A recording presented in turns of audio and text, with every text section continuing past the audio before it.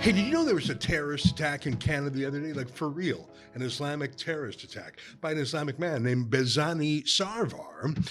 He hasn't been convicted yet, but he's being charged. And frankly, more to the point, he's confessed. Here's a video he recorded from his car where he talks about a number of issues. It's a bit of a mishmash, but he makes a reference in Arabic and he talks about how others will follow behind him. And he very specifically talks about the genocide in Gaza. Here's the confession, and then we'll look at the attack.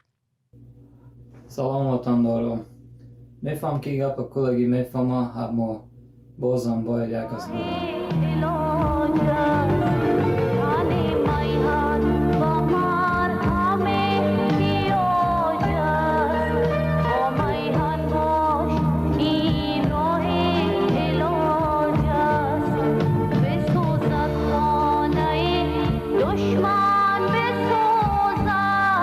Assalamu alaikum, brothers and sisters. Before I do my mission, I want you all to know that I am not a psychopath. I do not believe in bloodshed. I am not one of these monsters that hurt children, that hurt innocents, and that promote wars or the civilization of our society. I'm just tired of seeing the tyranny and corruption taking over our society and our lives. Leaders, officials, and anybody that has hands into this corruption, into this genocide that's going on in Gaza and throughout the world, anybody that is destabilizing other countries, hurting their community, should feel ashamed of themselves. And inshallah, we will rise against you guys and we'll put you on trial. Sisters, inshallah, I'll succeed with my mission. If I don't succeed, I know somebody else will succeed for me. Assalamu alaikum. So that's what he said. And here's footage of him shooting up the place.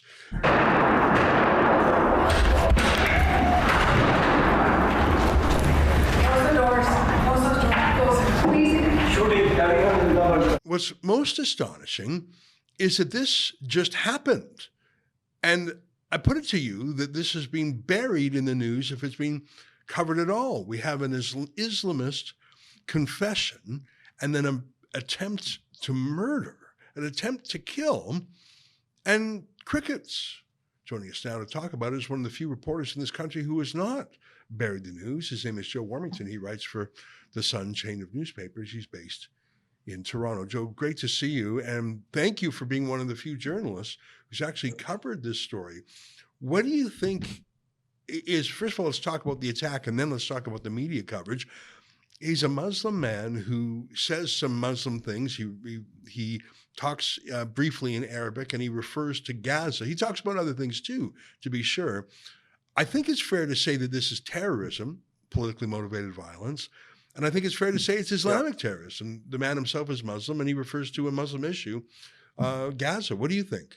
Well, I definitely think all of that. And, because that's exactly what happened. The story of what happened is not really the issue. It's how the political class and also the media chose to, find another way of describing it at best, and in some cases covering it up at worst. And it reminds me, Ezra, of the different attacks that I've covered, and we both have covered, like what happened on the Danforth here in Toronto, where a guy who had just been to Pakistan had an automatic or a heavy pistol that was able to be like semi-automatic. He shot up, killed 2 girls, and also wounded 15 others. And I guess he killed himself before we could get the full answer of it. But it was this lone wolf. Oh my God, had nothing to do with anything. We don't know. Same thing in Ottawa with Corporal Nathan Cirillo and Patrice Vincent, the warrant officer, the day before. I went to both of those things. So it reminds me of these things. And we have one in Ottawa this year where a young man was caught with bombs and the like, and they managed to foil that attack. So when they say that these are all lone wolves, I don't think they're telling the truth. They're the same attack, and they're being inspired by somebody. Yet the chief of police at Edmonton, I have no problem with them, Dale McPhee, but I do have a problem when he comes right out and says, acted alone, and we don't think there's any further danger. They have no idea how close there was to being one of the worst things in history of Canada. He went into City Hall. There was a council meeting on. The mayor was there. There were kindergarten and grade 1 students in the building. And even if those that say that, he just shot up and lit a thing on fire, didn't hurt anybody, hasn't covered a stray bullet murder like I have, many of them. And so, anyway, I take a long time to explain it to you. This was a terror attack. It wasn't covered like a terror attack. Yeah, you're exactly right. And he did talk about certain other issues. He talked about taxes. It's true. But he's a Muslim man from a Muslim country with you can tell he has an Arabic accent, or sorry, I think it might be a Persian accent. We need to investigate more. And the police chief basically said, oh, no, we know that there's nothing more to this. A lot of the coverage omitted the Gaza reference. And there's a Muslim Brotherhood front group in Canada called the National Council of Canadian Muslims, NCCM. They actually put up a tweet saying, this is the alt-right, because he mentioned taxes and he mentioned some other secular issue. So the pro-Gaza lobby group in Canada is saying, no, this is the alt-right. We have to crack down on conservatives. They obviously not even mentioning Gaza. Just astonishing. If the shoe were on the other foot, if this was someone wearing a red Make America Great Again hat, a white Christian conservative, this would be all that people would be talking about in politics, in media, in law enforcement. I don't think Trudeau has mentioned a word about this. He preferred to talk about going to some women's hockey game. And by the way, I don't think other politicians have emphasized it either. No one wants to talk about this. Everyone's afraid of alienating the pro-Hamas vote in Canada.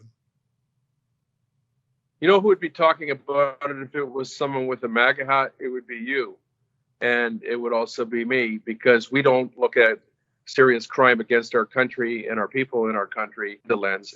And yet that's exactly what you're seeing here. If you listen to these politicians, what they try to push is that the biggest problem in Canada and the United States is white supremacy and far right white movements. But when those things do happen, obviously people are people. We cover it. The difference is that the mainstream media has taken the narrative, which is, from the funder, which is through the federal government, which subsidize all these media outlets. And you can see the result of that, Ezra, where they actually leave things out. Very important. I saw some of your coverage of it. I was busy covering the Tucker Carlson stuff when this happened. And I kind of missed it. And the reason I missed it is because the mainstream media didn't tell me what it was. It's like, maybe there was a minor gun incident. And then, I kind of did clue into it. I thought, well, that's bigger than they're probably saying, but I got busy with my day because the media didn't do its job. You did. I saw some of your tweets about it, and my editor, Jonathan Kingstone at The Sun, he emailed me, said, this is a jihadist attack. I dropped everything and went to work on it, as we always would on a big story like this. We're just lucky that nobody was killed here.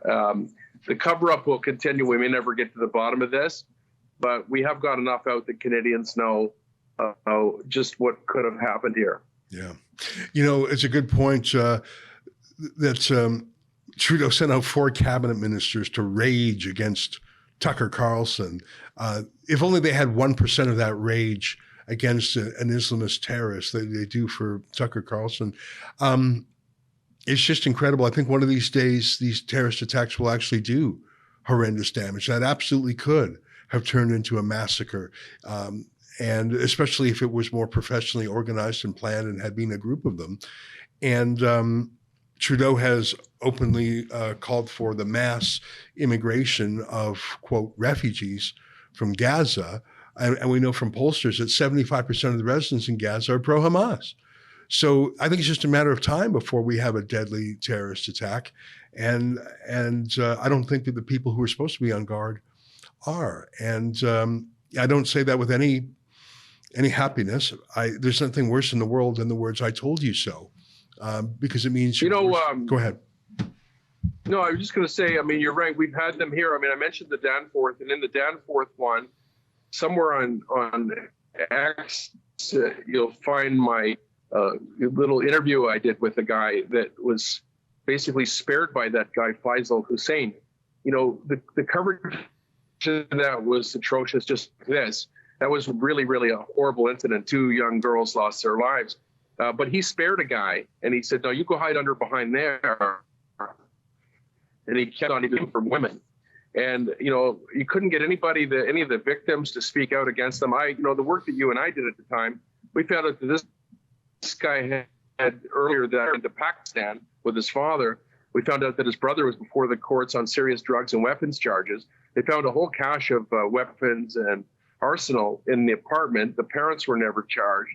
You know, if there was guns in your house, there would be, charges, at least a little bit of explaining to do. But everything was glossed over. And then, you don't even see that if you mention anything about that. They don't call it a terror attack. Yeah. And this was a terror attack as well. And I think we have a massive failure of police, of prosecutors, of politicians, and the press, let alone our immigration system. We'll cap it there, but I know that you are the one journalist in the mainstream media who talks about the issues that everyone else is too terrified to cover. So keep up the great work, Joe. We'll continue to read your column.